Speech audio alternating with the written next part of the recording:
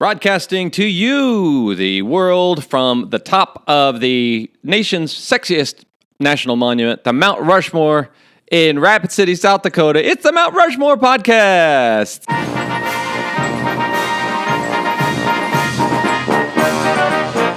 America's top ranking podcast. And by that, I don't mean that we are top in the charts. We rank the top 4 of any given topic. And this episode's topic is the Mount Rushmore of live albums. And let me introduce the band. On bass guitar, it's Richard Manfredi. Rock and roll. On lead guitar and tambourine, it's Michael Winfield. Howdy.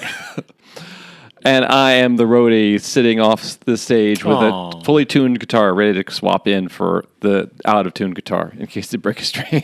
I'm Jeff Hopkins. That might have been the best. That might have been, I know we're off on a tangent real quick. That might have been one of the best SNL sketches ever with Tom Hanks, who just played like a roadie who kept coming in and checking things. It was so subtle. Wasn't that? Oh, that was the Aerosmith. Maybe. When Aerosmith was in Wayne's World's, like Wayne's house. Oh, okay. And Tom Hanks was like Garth's cousin, who was their roadie. The roadie. That's cool. That's cool. Oh, silly. I love it. Was it Ralph Brown? There's the guy who was was it Wayne's World 2 where they go meet the world's oldest roadie or something like that? And the same guy. Never mind. Okay, tangent. This is the Mount Rushmore of live concert albums, and these guys are going to are way into music, and I am, but I'm not as knowledgeable as they are, so I'm excited to hear what their choices are. And we do have a Mount Rushmore of live concert albums submitted to our good buddy Corey Wish, a listener to the podcast and friend, long time through kickball and entertainment and all those other things. So we'll see if any of these guys pick Corey's picks, and we'll see what great picks they have. So Richard went first in last week's episode, so Michael Winfield's going to go... Wait, no, Michael chose this. Yeah. Yeah, sorry. So we have to obey... First of all, we're going to know why you chose it. I am always fascinated by live albums and concert albums. Yeah. I think that they are a way that... What's the word? Lugubrious? When you're so lugubrious... It's Richard's studying for his SATs, which he's taking many decades after he probably should have. Recreating a concert experience is very tough to do. Yeah.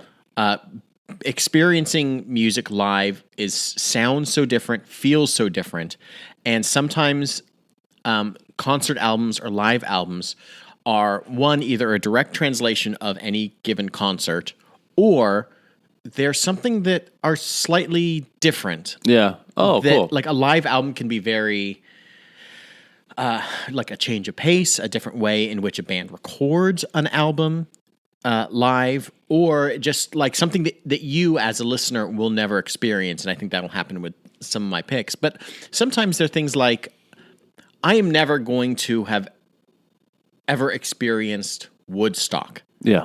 And the closest that you can get, in theory, is to either watch the film Woodstock or listen to the album Woodstock, or never have gone to Woodstock 94 or whatever, like, that feels so vastly different from the first. Like, that might have been set in the same place, but like having Metallica there. And yeah. I mean, Limp Bizkit kind Limp of Bizkit. brought it down to 99 a little bit. Like, those weird things, like, that is not obviously, like, the cultural touchstone of it, a generational important event. And like, I'll never experience something quite like that, but like through concert albums, you kind of get a sense in a little bit of what that was. Mm-hmm. And I think that's just such a fascinating thing, that we're so used to hearing music that is so produced, that oftentimes are recorded in different recording studios at different times throughout the year, through different, you take someone like a Brian Wilson, who spent years and years recording Smile, and then mastered it and or whatever. That's like, that doesn't happen in one day. But sometimes these concert albums or these live albums, they're a one-shot event. Yeah. Boom, and you're done. And that's what you get. And whatever is produced out of it, I think, is pretty interesting what a band chooses to release. Yeah, cool. And I guess I doubt it's on Richard's list, and it almost made it on my list. But what made me think about this ultimately was that Pearl Jam puts out a bootleg recorded album of all of their concerts and have been doing it since like 2000. They have like thousands of concerts that they record, that they put out for their fans, that you can be like, oh, I was at this very specific concert and I can hear a professionally recorded version of that. Yeah. And they're 3 hours long or whatever, but you can go buy it for $10.99 on iTunes or whatever. I find that a fascinating dedication to a fan base of something that is such an intimate experience. I don't know. I just that's what made me think of this subject in general. Yeah. And I think it's... Well, that's an interesting aspect of the concert as album as souvenir or a diary of sorts of what happened and what and it also keeps them devoted to making each one special and worthy of placing in that time capsule. I know I'm kind of like a weirdo, but one of the things I do is like after I go to a concert... He said it, Richard. He said he's kind of a weirdo. I admitted it. Finally acknowledged. I will definitely go on like setlist.fm and look up and see what songs were played. Yeah. And sometimes I'll build like a playlist in like iTunes and like re-experience it through like their recorded tracks. But it's like, I find that really a cool way to go back and be like, oh yeah, I remember when they played the song and it was amazing live versus this version of it. But I don't know. Yeah. I'm kind of all over the place. Cool. Okay. Michael chose it. Richard starts it. All right. So my first choice is XTC. Cool. BBC One live in BBC Radio 1 live in concert 1980. Oh, cool. And to Michael's point, one of the things to enjoy about a live album, I think, is when it's a document of something that you're never going to be able to see. Yeah. Yeah. And that's definitely the case here. XTC hasn't toured they stopped touring, 1982. So it's been, 30 years at this point? 36 years, a long time. I'm bad at math, you guys. But it's something that I'll never see. And they were my favorite band growing up. And you always kind of held out against hope that maybe they'll do a reunion tour. Maybe Andy Partridge will get over his stage fright. Yeah. And it just never happened. Mm-hmm. I'm in the... What era was this? I'm in the...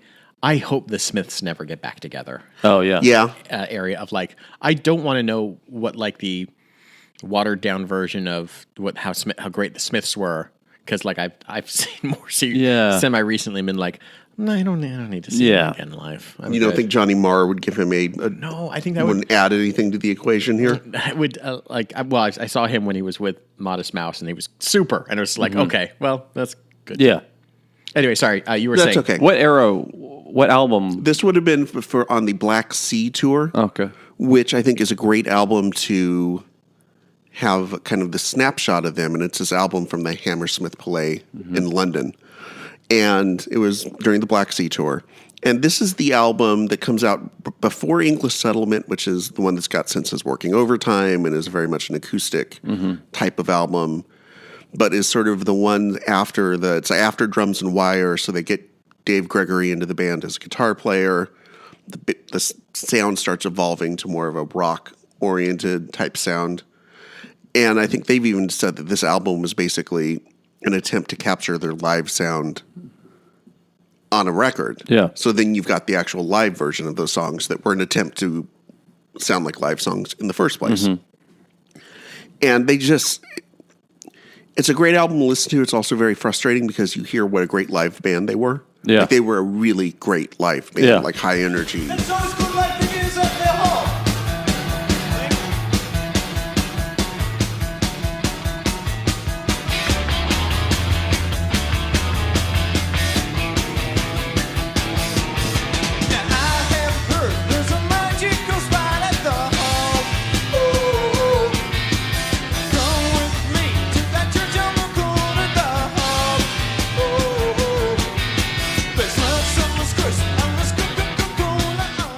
Great musicianship, everything you would want in a live band.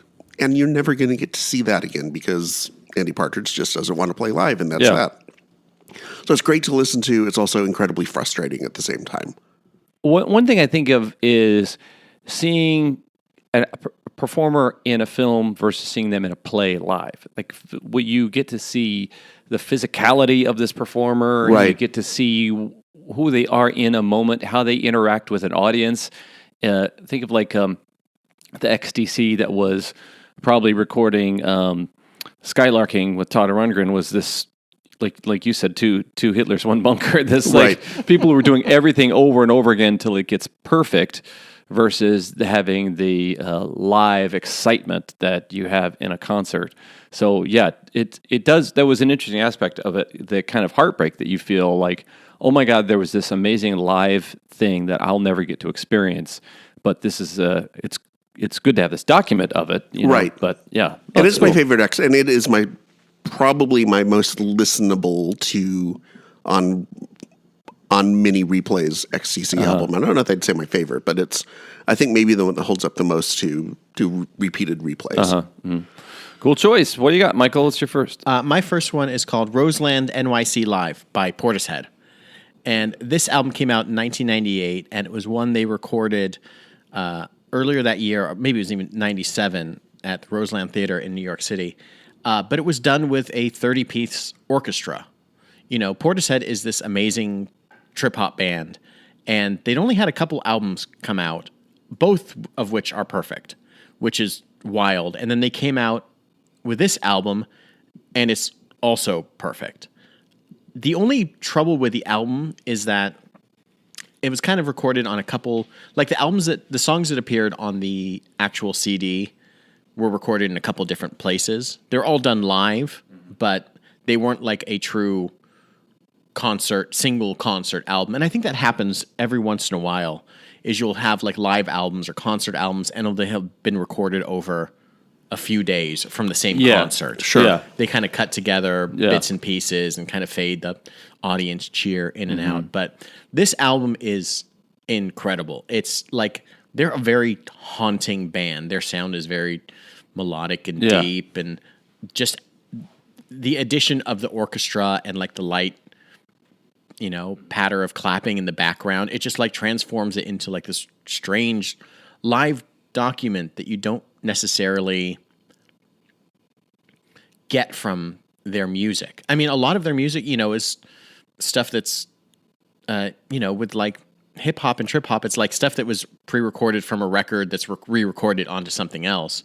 And to hear like live scratching doesn't quite sound the same as something in a studio. Yeah. It just sounds just more visceral.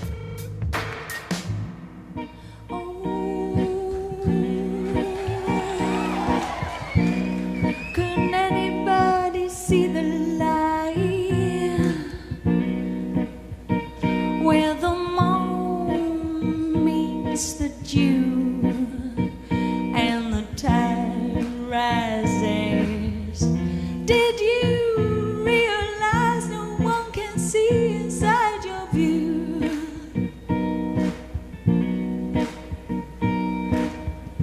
Did you realize for why this side belongs to you?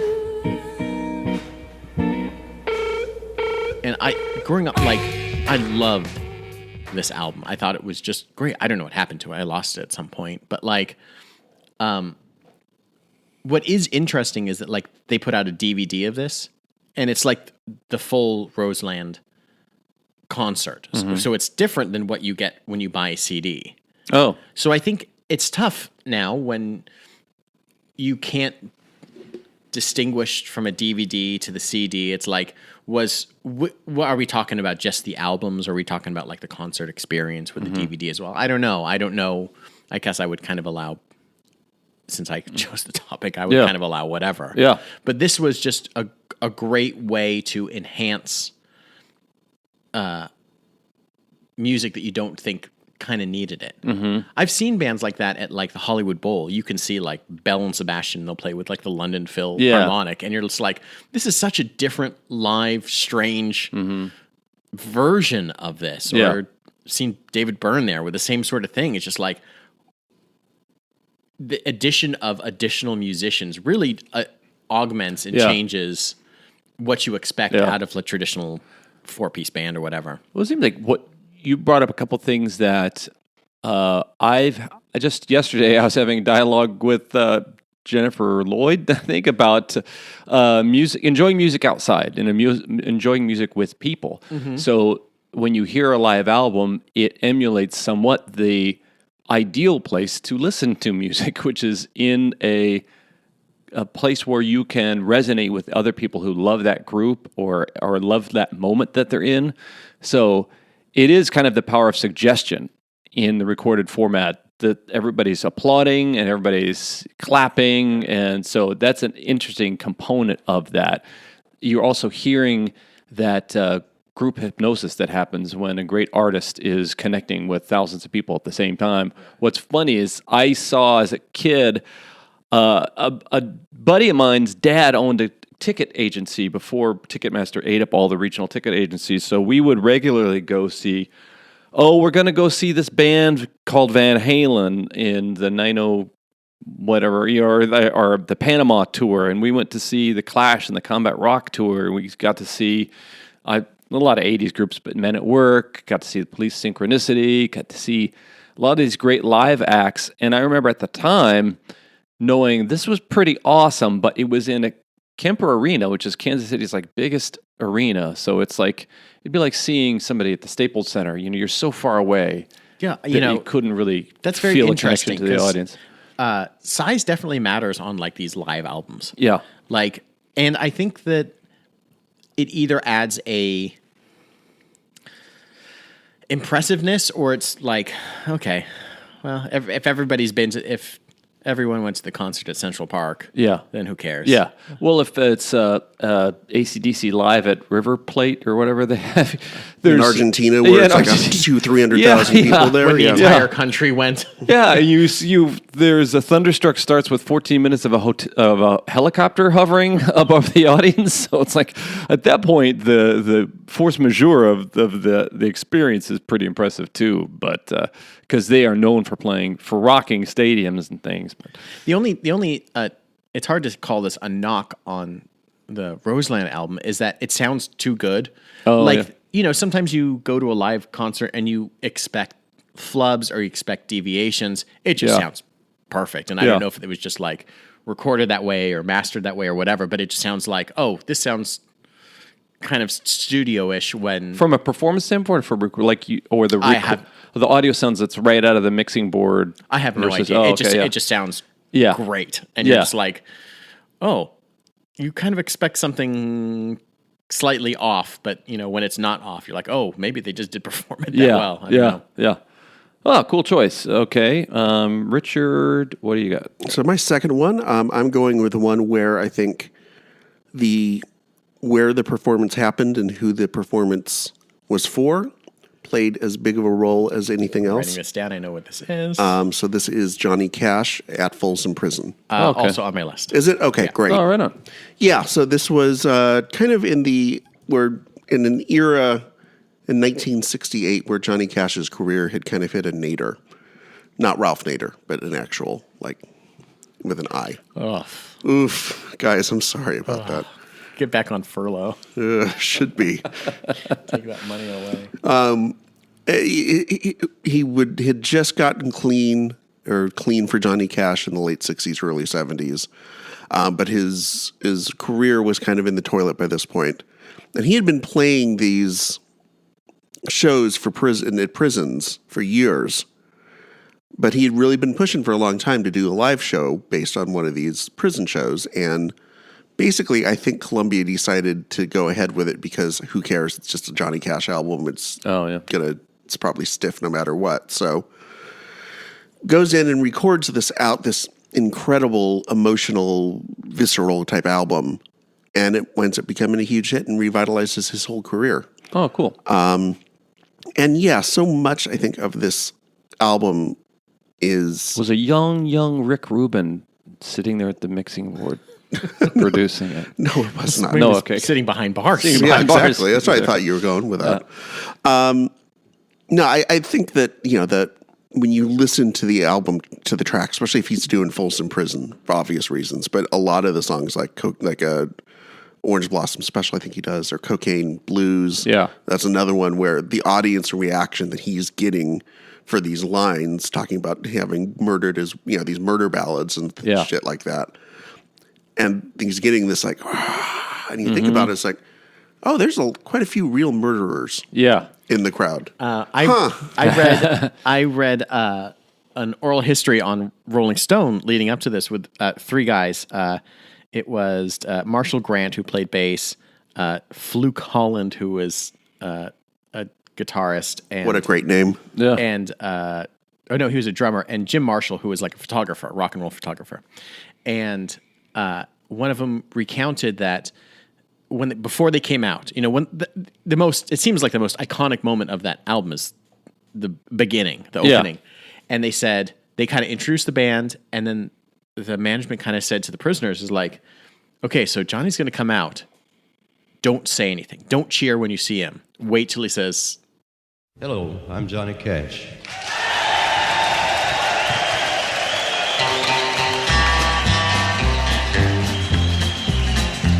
I hear the train a-comin', it's rolling around a bend, and I ain't seen the sunshine since I don't know when. I'm stuck in Folsom prison, and time keeps dragging on. But that train keeps a-rolling. Hi, I'm Johnny Cash. I'm Johnny Cash. And then they kind of and then they prompted them to explode in like applause and everything. And it's amazing that was like an orchestrated element of something. It doesn't really take away from it, but it's like the most iconic moment. Yeah. And it's such an interesting thing for them, especially the prisoners, to just be like, I guess so. We don't know what's going on. Yeah. Johnny Cash is playing in our prison, I guess. Yeah. But if you find it, that Rolling Stone interview is okay. I want to check that out. Or oral history is wild because they talk about how it was just like silent when they pulled up, and how they weren't quite sure what songs Johnny Cash was going to play. The rest of the band, so they kind of waited for him to sing, and they just kind of like make it up as they went along. They're like, we'll just catch up to him. Yeah. But what an interesting document. And like another thing that, like, I can't remember who said it, but like, you're never to know someone that was there must be one of the rarest things. Like the concert at Central Park, I'm sure somehow you could find out, oh yeah, my uncle was there in New York. Yeah. But like for this, it's like, I hope my uncle was not there. Was not there alive. Was it Merle Haggard who came up to him and said, yeah, I was there? Well, Merle Haggard was in San Quentin. Yeah. And Johnny Cash came and played a show and basically made Merle Haggard realize, hey, I could be doing that instead of petty crimes. Yeah. And making a hell of a lot more money and not being stuck in here. Mm-hmm. Well, that's cool. It's a great choice. It does seem like this moment where an artist connects his repertoire with his audience in a very impactful way, or like here is somebody who had been cultivating this mystique so long, and then started really kind of participating in it through drug use. Right. Well, it's funny. Like a couple weeks ago, we were talking about like Barack Obama. Talking about JFK, and like what the world would have been if he hadn't been killed. Right. We were talking about that on the 150th episode, and this is like a much more reduced. But if he had never gone and played this album, what would have been of Johnny Cash? Would he have just faded away? Would he have ever recorded anything again? He probably would have. He probably would have had this weird, smallish career. Who knows? But this seemed to be like the really iconic moment of his life that kind of reinvigorated him. And, these are these things that you never know. Like Richard said at the beginning, like these kind of prison shows were happening. And it was just like, okay, I guess we'll record it. Okay. Yeah. We're not going to put that much effort into it. And then they just did it. And it's just like, oh, this is the shot in the arm. Mm-hmm. Pardon the drug use pun, but like they kind of restored his career. I guess very interesting. A comparison would be, maybe it's on your list, maybe not, the Elvis comeback special where he is playing live, and not that he had ever like really stopped, but being recorded playing live was something that they hadn't put a lot of that out there. And here he was going back to his kind of bluesy roots and not playing these kind of songs that he did for his travelogue type films. And so as far as a Sun Records Southern boy, getting back his kind of mojo again. That was neat. Well, what's funny about the comeback special is that whole segment, the Sun Records kind of sit down jamboree type one. That is only like 8 minutes of that comeback special. It is one segment, which is like 8 minutes long. But that's what everyone remembers from there. That part. Yeah, he did the whole thing in front of the big Elvis light and stuff. So, all right, dudes, we is at our halftime where you can go check out all our past episodes. There's only like a million different places you can go do it. You can go to our iTunes category thing and go down, load, rate, and review past episodes. You can go to Stitcher. You can go to iHeartRadio. There's all these different places. Spotify, I think. Can you go to Spotify now? Yes. Just Google Mount Rushmore Podcast, the old shit. Hashtag the old shit. And then you'll find all our past episodes. And they're behind a paywall now, so they're $1,000 per episode. But if any of you buys one, that would be so cool. Oh, no. Oh, we just got notified they're not buying. We'd appreciate you letting us know which episodes you like, which episodes you don't, which episodes inspired you to record your cool live album. Speaking of live, we are 24/7 on social media. We never sleep. And we're always in dialogue with our fans, or people hate us. And they usually find us on our Facebook page, Mount Rushmore Podcast, or Twitter, or Instagram. And they often suggest topics for future episodes, and some fans have gone from being fans to being participants in the podcast. You need not, but you might if you suggest and we ask, and you do. So that's out there. That's out there in big time. I put it out there. And we're back. These guys have been telling us the Mount Rushmore of live concert albums, and Richard is going to tell us his third choice. All right, so my third choice is Nirvana, the MTV Unplugged in New York. Ding, ding, ding, ding, ding, ding, ding. That is on Corey Wish's list. And it is in the third slot. So does that mean 6 points? I got it on the right slot? Not that we have to have the points right now. I don't know. In the third spot on the list is the Nirvana Unplugged in the third spot. Corey and I, we got a mind meld going on. You're making up the rules, so whatever you think. However many points you want to give me, I'm okay with. Yeah. I remember at one point we talked about if it's in the third, I don't know what we talked about. If you pick it as your first and it's on the list, then you get 1 point. Yeah. If you pick it as the third, and then it's also the third, is it double points? We'll figure it out at the end. I think it's doubled. I believe it's doubled. Yeah, I think so. What do you like about this show?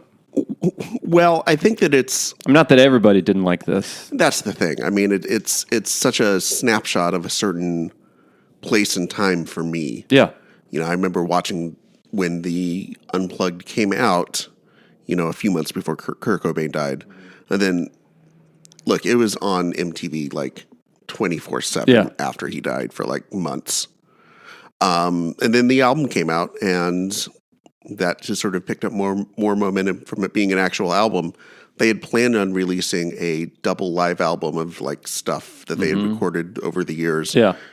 That was the original plan, and they had decided actually it was just too hard for Chris Novoselic and Dave Grohl to work on the project. Deal with it. That's interesting. So they wound up just releasing the MTV Unplugged as an album instead, as sort of a placeholder for it. It's a portrait of. I think that it's in a different way from the XTC album, but in a way that's somewhat similar. It's frustrating to listen to. From this case, it's just heartbreaking to know what Kurt Cobain could have done. Yeah, if he'd stayed alive. Mm-hmm. And you can hear the band going in this direction that's starting to move away from the, let's call it the Pixies influenced, loud, quiet, loud, but everything, even the quiet, it's pretty loud type songs that they were doing. And even just taking these, I think the other thing about it is just taking these songs that maybe had been driven by noise and by, guitar chords and loudness. And when you strip all of that away, what you've got are incredible songs. Yeah.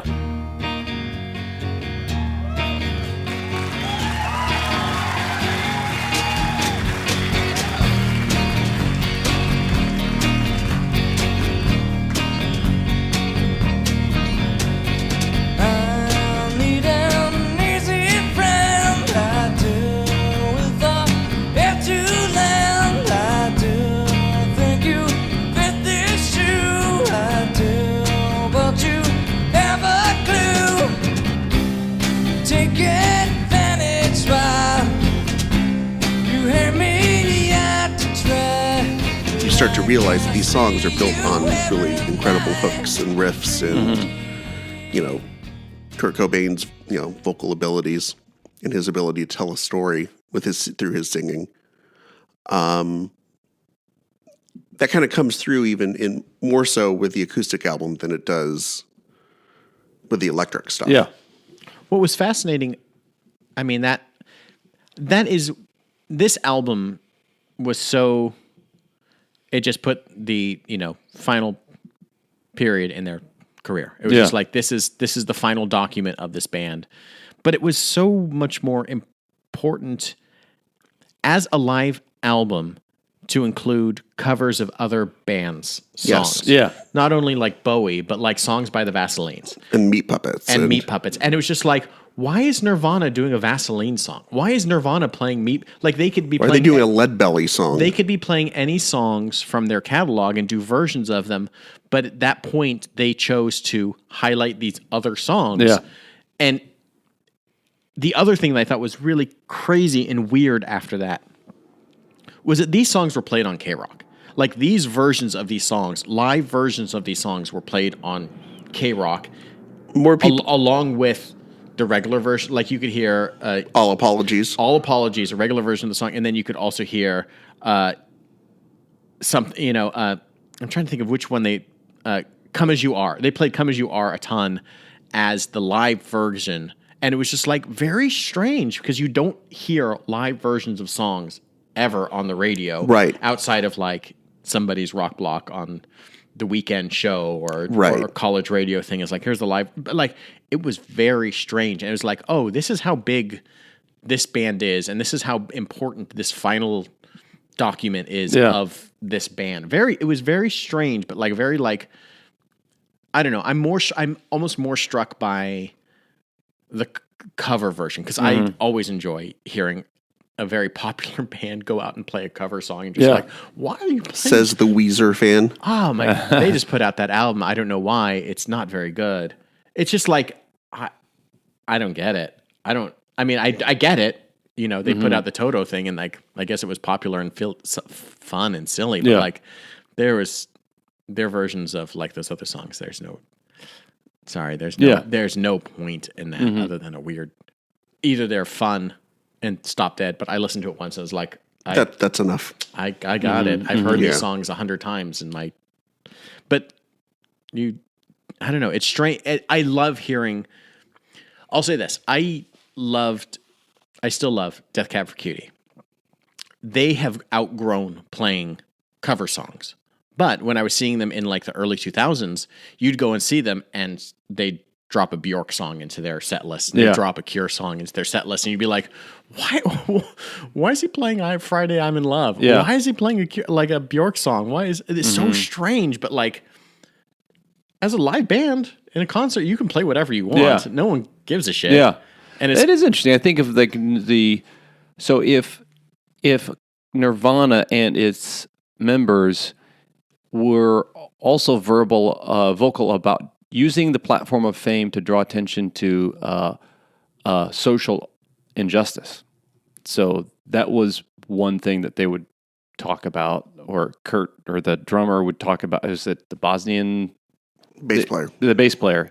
I think they were cynical about the platform of the spotlight and what the spotlight did for you and what your responsibility was to do when you're in the spotlight. So I could see how you would say, well, you're going to use this platform of celebrity to draw attention to social problems. And we're going to use the awkward spotlight and cameras that are thrust upon us to do what we do, and that is be musicians that love music. And we love playing all these songs. And we're not about selling product for our record label. We're about playing good tunes. I remember the same thing, like Eddie Vedder and Pearl Jam, they did that on like their MTV Unplugged. Like he would be writing all these different slogans down his arm, knowing that he's going to be in the forefront and have like stuff, his particular cause that he's trying to champion at the time. It's just like, oh, they understand that this setting is so much more intimate than what's going to be my next choice, which is the exact opposite of this. Which is, let's just get to it. What is it? So my next choice is Queen's Live at Wembley. Oh, cool. 86, which was at the tail end. This was the last A time. private venue, a small club. Only 72,000 people were there. Yeah. You know, was a smallish event, but Queen is the quintessential arena. Yeah. They're the champions, though. They are the champions of arena rock, and Freddie Mercury is the champion of like holding everyone in command as like the lead singer. Yeah. And I don't think that this might have made my list just because Bohemian Rhapsody is kind of floating out in the zeitgeist of like films. One, I haven't seen it, but also just Queen just like whips. They are so incredible as a band, but like even more incredible like on stage. Yeah. Especially him. Mm-hmm. And this was their last tour with Freddie Mercury. This was 86. You know, he was, I don't know if he had AIDS at that time or was HIV positive at that time. And they didn't record I don't think they put out another album. Even this concert DVD or CD didn't come out until 92 after he had died. Oh. So this was another thing where we're talking about these documents of some of the last things these people record, especially these live performances. And this concert in itself is just amazing. It's like, you know, Live Aid was amazing, but they only played 4 or 5 songs. Right. This was, 3 hours concert of Queen just stomping around doing Queen stuff.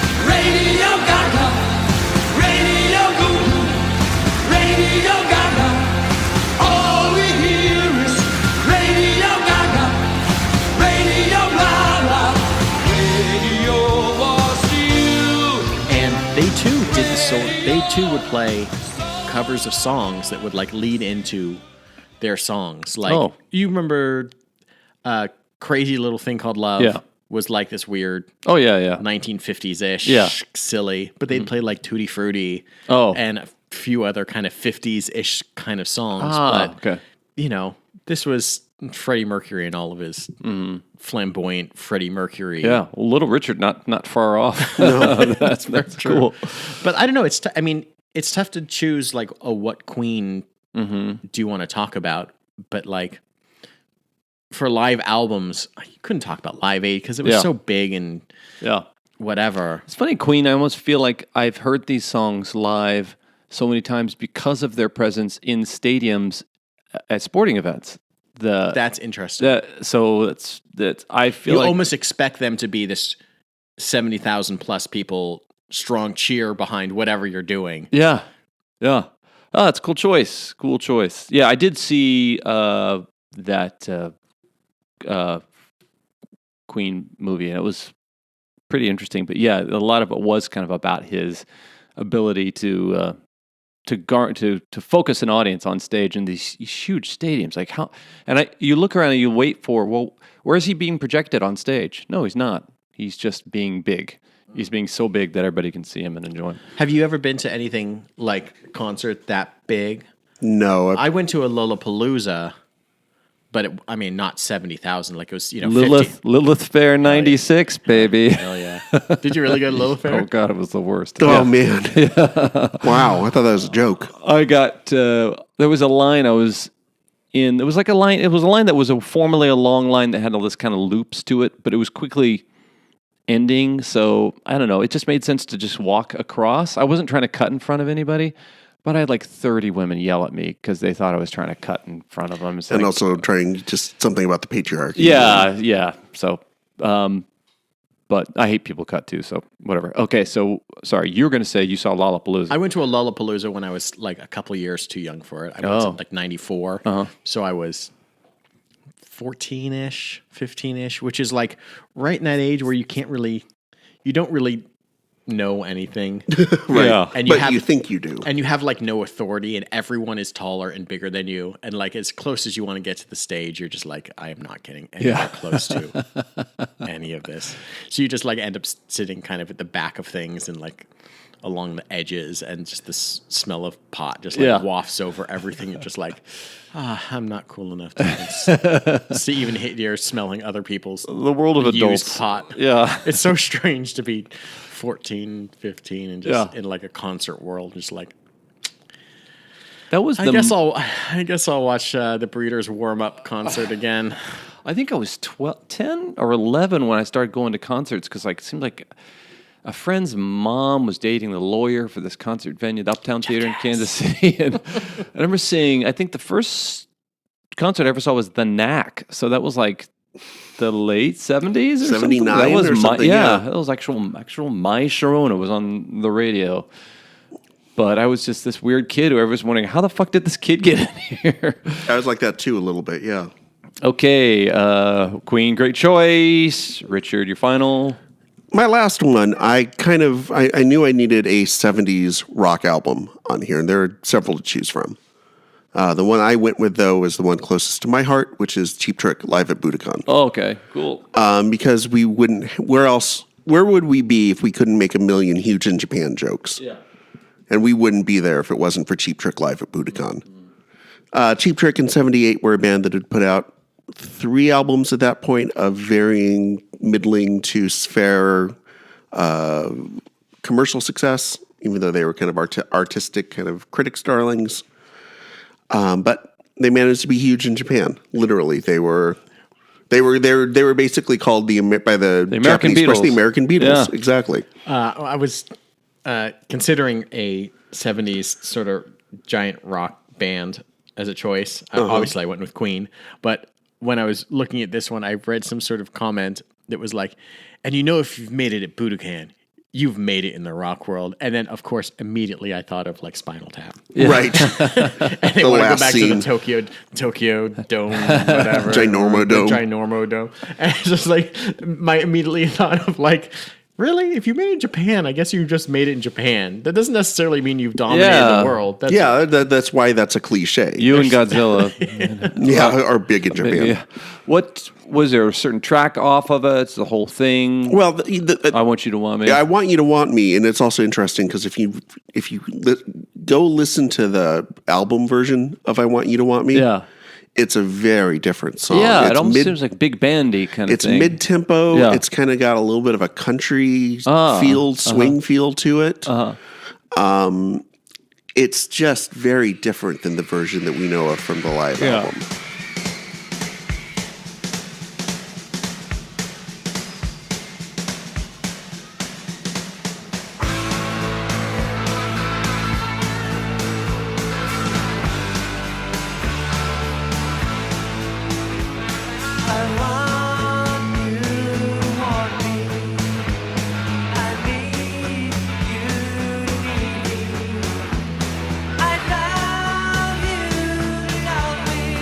I mean, other songs like Surrender sounds like Surrender. I mean, and it's a live version. They're a Dynamite live band, so it's going to sound great. But I Want You to Want Me is, that's an all-time classic song. Yeah, I wonder. And you wouldn't, but it had already come out and come and gone, and people really didn't care for it because of the arrangement, and that's not what they wanted. And they heard this kind of rock, big kind of almost glam rockish sound. That's what put it over the top.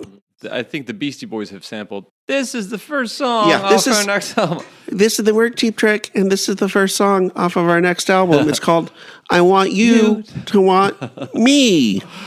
I feel like I was introduced to that album somewhat through Fast Times at Ridgemont High. Oh, sure. I feel like Mike Damone giving his speech about the Cheap Trick. Yeah, probably where a lot of people were too. But it's there are very few bands where their live album is the biggest album of their career. Mm-hmm. I mean, usually, most of the time, the live album is perhaps a complete throwaway. Yeah, just done to fulfill some sort of contractual obligation. Yeah, even at best, it seems to be we want the bands to have some sort of memory of having seen us in this tour. It's sort of an artifact rather than something that's released for commercial success. Yeah. And that's not true with this. This was the album that made them Cheap Trick, and is far and away their highest selling album. Yeah. There's just not a lot. Frampton, I guess, would be another one. Yeah, I think that double album, Comes Alive, would also show that Frampton had some more blues lick chops than being just a Barry Gibb looking, handsome matinee idol kind of guy. So I can see why that would benefit him. But I can also see Rick Nielsen's like guitar pyrotechnics as something that stands out in the live. Oh, sure, all too. the goofy ass shit that he's doing, and you can hear it in the live album because it's the Budokan seats like 12,000, I think, and they're just it's like the Beatles are there. Yeah, that's how loud and screamy and sort of into it the crowd is every time he throws a pick out to the crowd. Yeah, that's starts cool. all over again. Michael, wrap it up. Where an album like that, and a lot of these albums don't seem overproduced or over thought out. My last choice is a very artistic, overly thought out. Oh. It is Talking Heads Stop Making Sense from cool. 1984. Very good choice. Cool. Where as a concert, I own this DVD. I love watching this DVD. Yeah.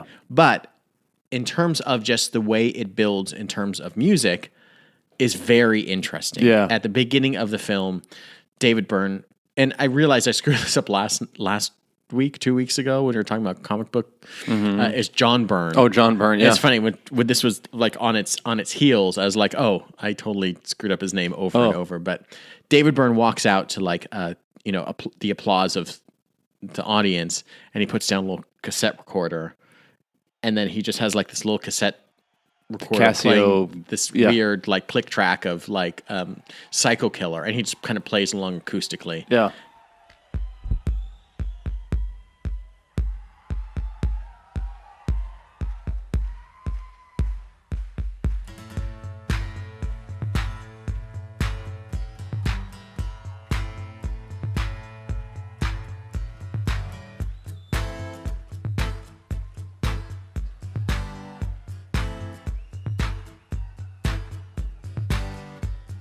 Seem to face up to the facts.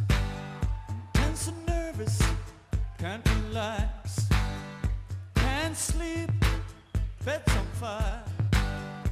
Don't touch me, I'm a real live wire. Psycho killer, qu'est-ce que c'est?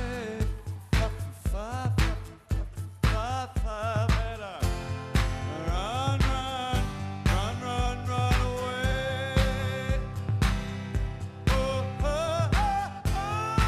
And then for the next song, Tina Weymouth comes out and she starts playing just the bass for the song Heaven.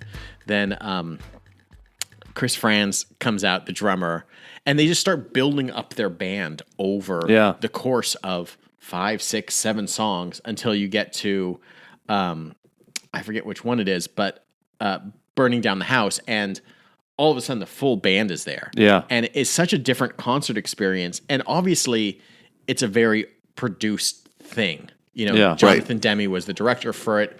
And, David Byrne, noted kind of avant-garde musical weirdo. They wanted to create something that wasn't just a concert, but a concert movie. Mm-hmm. And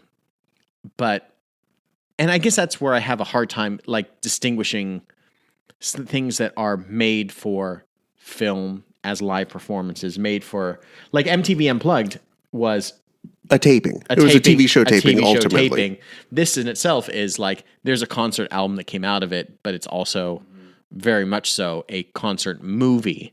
And the visuals are as important as anything with, David Byrne in his, big suit, and singing Naive Melody with the lone standing lamp and all the visuals around. So it's hard to kind of disentangle it. But if you just listen to the album itself, it's just like a great fucking album that slowly builds, that gets into it, and it's just like, it's just incredible. And I don't know, I think that, like, to have just kind of mastered the live album concept and live video concept in 1984, and Talking Heads were soon done after that, 86 Right. or so. They're just like, well, We've done it all. What more do you this. want?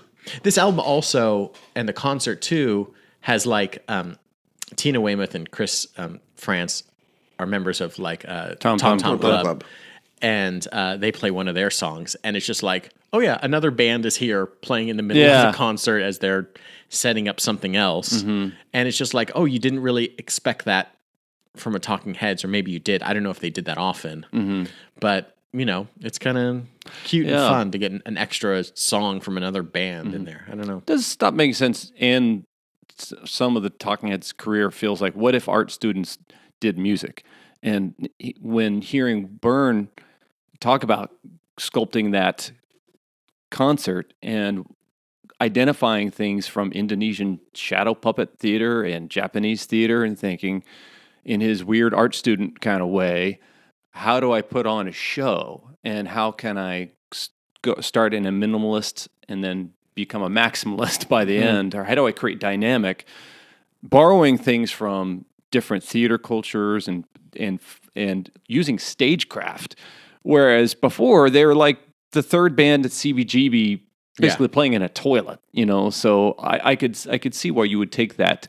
Well, it's interesting because, the idea of stagecraft has gone so far above and beyond.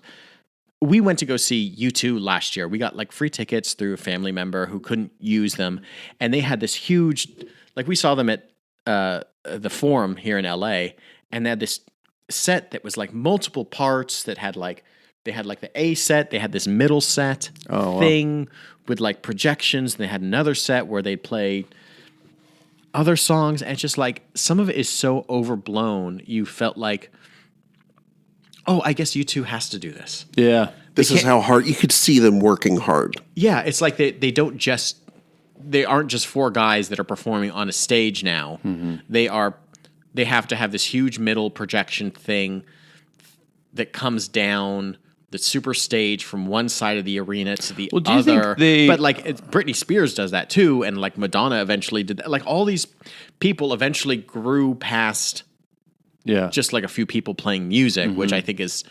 I got to think that those guys would happily not incur the expense of all that shit, and that they really.